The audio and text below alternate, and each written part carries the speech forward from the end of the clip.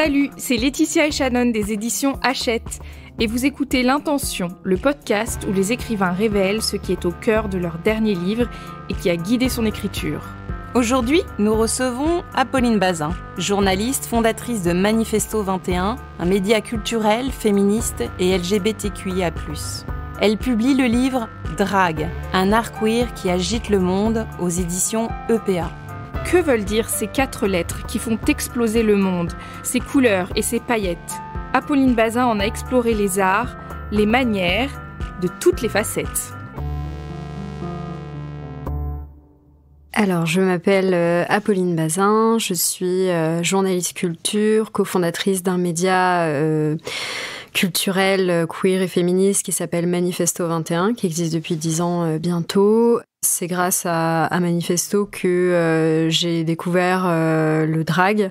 Je suis arrivée à Paris il y a 7 ans et c'est là que j'ai découvert le monde de la nuit, le monde de la fête queer spécifiquement, que j'ai commencé à sortir, à me faire mes goûts musicaux et dans les différentes soirées où on allait avec mes amis de l'époque et qui sont des fêtes qui ont été importantes et qui sont importantes pour le drag en France. Il y avait la House of Moda, gérée par Kram et Renaud, dont beaucoup de drag queens sont nées.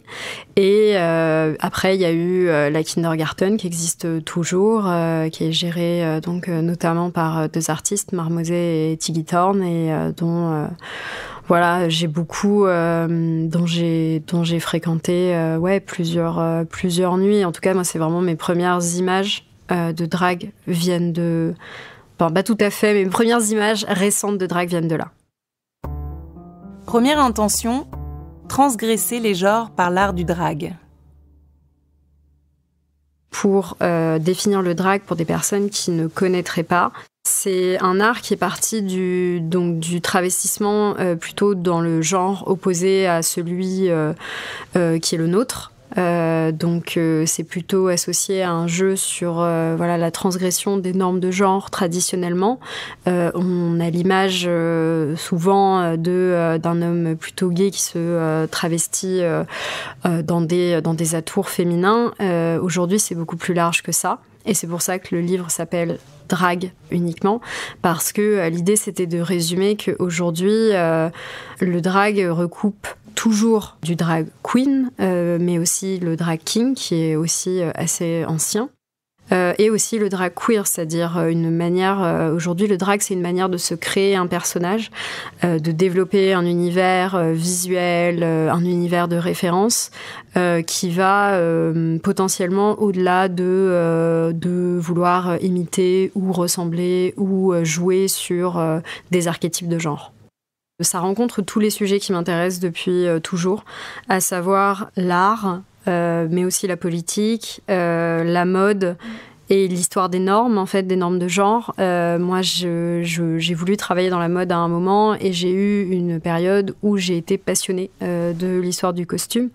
Et ça m'a permis d'avoir eu ces intérêts un peu anciens, m'a permis assez vite d'aller chercher justement aussi certaines références, au final, qui étaient dans des ancêtres un peu quelque part du drag et du travestissement en France. Et je pense que c'est le cas pour beaucoup de personnes. Ce qui est intéressant dans le drag, c'est que ça conjugue plusieurs passions. C'est vraiment une manière de réunir tout ce qui peut nous faire vibrer, en fait. Tout ce qui est beau, excitant, exaltant dans le fait de découvrir une nouvelle chanson, dans le fait de voir quelqu'un qui fait une performance de danse que jamais on pourrait faire nous-mêmes, dans l'innovation en termes de mode et de costume. C'est vraiment incroyable aujourd'hui. Enfin, moi, ça me redonne envie de regarder des artistes drag. Ça me redonne envie de me maquiller et de m'habiller d'une certaine manière. J'ai jamais arrêté de m'habiller, mais ça me redonne envie de me saper vraiment un peu bien, parce que c'est une manière de le faire qui va un peu à rebours de ce que peut être l'industrie de la mode, même si les liens drag, industrie de la mode sont pas binaires. On n'est pas uniquement dans un dans le fait de valoriser l'extravagance et l'expression de soi, mais il y a quand même quelque chose qui part de réussir à se valoriser soi, qui je pense est un des messages et une des raisons du succès du drag aujourd'hui, c'est que il y a une manière de montrer aux gens que c'est possible et qu'on peut oser s'habiller de telle et telle façon, cultiver des make-up, cultiver son extravagance. Bon, quand on l'adapte à soi, un petit peu de la fierceness des drags, des artistes drag, ça donne pas la même chose évidemment, mais il me semble qu'il y a un effet de miroir, d'encouragement sur comment on peut se percevoir et se mettre en scène nous-mêmes de manière assez positive. Deuxième intention, lire l'histoire politique et artistique sous un prisme queer. Effectivement, l'histoire du drag, je la fais commencer à en fait une partie de l'histoire du théâtre parce que c'est un lien qui est fait, c'est un lien qui atteste aussi en fait de la permanence un peu en fait dans les cultures. Notamment, bon là, mon cadre, c'est la culture occidentale, qui atteste dans la culture occidentale de questionnement sur le genre, sur l'identité et sur la transformation. Et les mythes gréco-romains sont pleins de métaphores autour de la transformation et notamment de transformation, de changement de genre.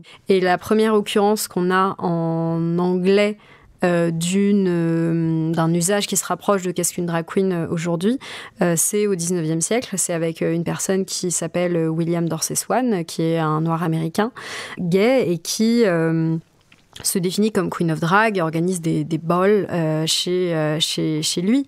Drag est associé aussi quand même à la naissance et aux premières traces qu'on peut trouver de culture LGBTQIA, et ça, au final, c'est beaucoup plus tardif. Là où le travestissement, on a beaucoup de traces et beaucoup de productions culturelles liées au travestissement avant. Troisième intention, faire entendre la voix des artistes drag. Dans le livre, il y a 11 interviews et c'était important parce que, notamment, il n'y a pas tant d'informations sur la pratique, c'était une manière pour moi de m'informer, de découvrir des perspectives différentes, puisque voilà, il y a, comme dans toute discipline artistique, il y a différentes manières de voir le drag, de le pratiquer, et c'était important de proposer une pluralité de regards. C'est un sacré sujet de faire des castings, j'imagine, à la prod de Drag Race, ils doivent vraiment s'amuser. Mais donc, parmi ces 11 personnes, il y a donc Marty, qui est une drag queen américaine et qui, effectivement, fait partie, pour moi, des nouveaux visages potentiels de la politique américaine. Alors, je ne suis pas du tout spécialiste de la politique américaine, mais ce qu'elle a fait en peu de temps, c'est vraiment incroyable. C'est quelqu'un qui travaille dans le monde de la nuit depuis des années, qui est donc là et premier candidate non-binaire à une élection officielle aux États-Unis. Et dans un climat où il y a toute une répression autour des droits des personnes trans, c'est vraiment quelque chose. Marty fait partie des personnes qui fait partie d'une génération, c'est un peu ambition, mais en tout cas d'un petit groupe de queens qui se sont présentées, qui ont décidé de réagir après l'élection de Donald Trump en s'engageant en politique. Et elle n'a pas été élue au Conseil à la première élection à laquelle Yael a concouru, mais il me semble que c'est vraiment un excellent signe. En fait, il y a vraiment cette tradition, cette espèce de lieu commun de dire que les queens sont des piliers de la communauté LGBTQIA, et il y a beaucoup à faire à un niveau effectivement déjà tout simplement communautaire. Et il y a vraiment des atouts. Une drag queen développe, un artiste drag développe des savoir-faire autour de l'éloquence, de la manière de capter l'attention, d'organiser les gens, de les faire se sentir bien. Ce sont des compétences de politique, en plus d'être soi-même expert de son propre mode de vie, des identités de nos amis, de problématiques qui sont de santé ou de rapport à l'administration. Donc forcément, c'est amener quelque chose d'intéressant dans le champ culturel. Quatrième intention, le drag ou l'art de la joie. Écrire ce livre a changé des choses dans ma vie, forcément, parce que c'est mon premier. Donc ça démystifie tout un tas de choses autour de ce que c'est que l'écriture d'un livre, a fortiori un beau livre. J'en ai eu énormément. J'en ai eu quand même quelques-uns des comme ça. Et ça paraît toujours être immense, parfait. Et en plus, celui-ci, il est très beau. Mais du coup, quand on passe de l'autre côté, on se rend compte que ça reste toujours très artisanal aussi. Quelque part, de faire un livre. Ça a changé des choses qui ne sont pas finies, en fait, parce que je pense que ça m'a amené à réfléchir sur, comme j'ai pu le dire, à mon positionnement, et je pense qu'il y a encore beaucoup de conversations qui pourront émerger avec la sortie, et ça, j'en ai très hâte. Ça m'a amené des réflexions sur la joie, en fait, aussi, quand on est une personne militante ou que on veut travailler sur des sujets politiques, comment on fait pour avoir cet art de la joie, et je pense que le drag là-dessus est vraiment une grande source d'inspiration pour réfléchir à comment rester joyeux, comment cultiver une forme d'optimisme, et comment en fait aussi cultiver de la joie. C'est une manière de résister parfois à l'actualité déprimante.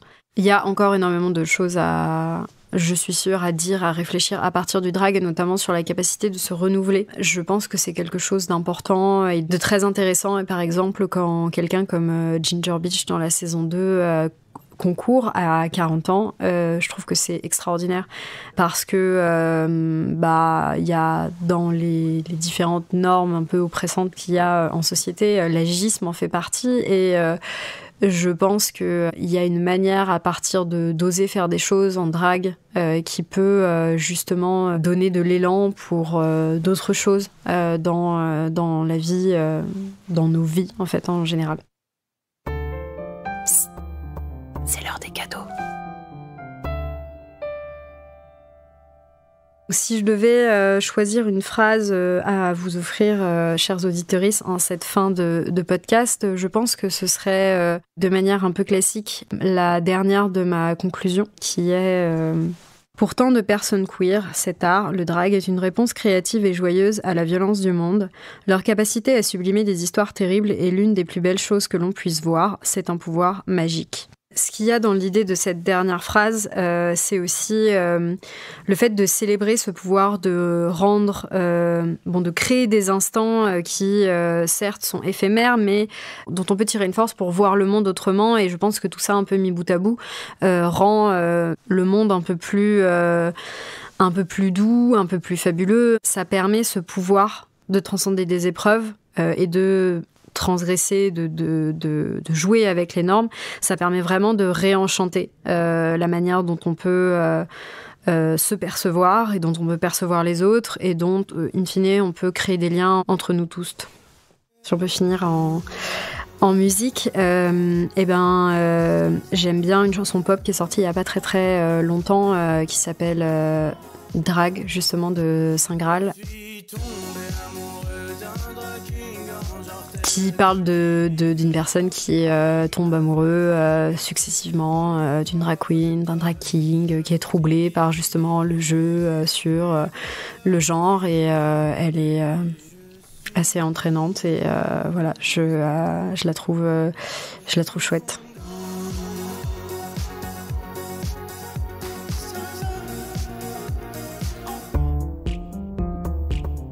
C'était L'Intention, le podcast des éditions Hachette, où les écrivains de fiction, de non-fiction, de BD et de jeunesse révèlent l'intention cruciale au cœur de leur dernier livre. Si cet épisode vous a plu, faites-le savoir en nous envoyant des cœurs, des commentaires sympas et des étoiles. Et on vous retrouve bientôt pour un prochain épisode.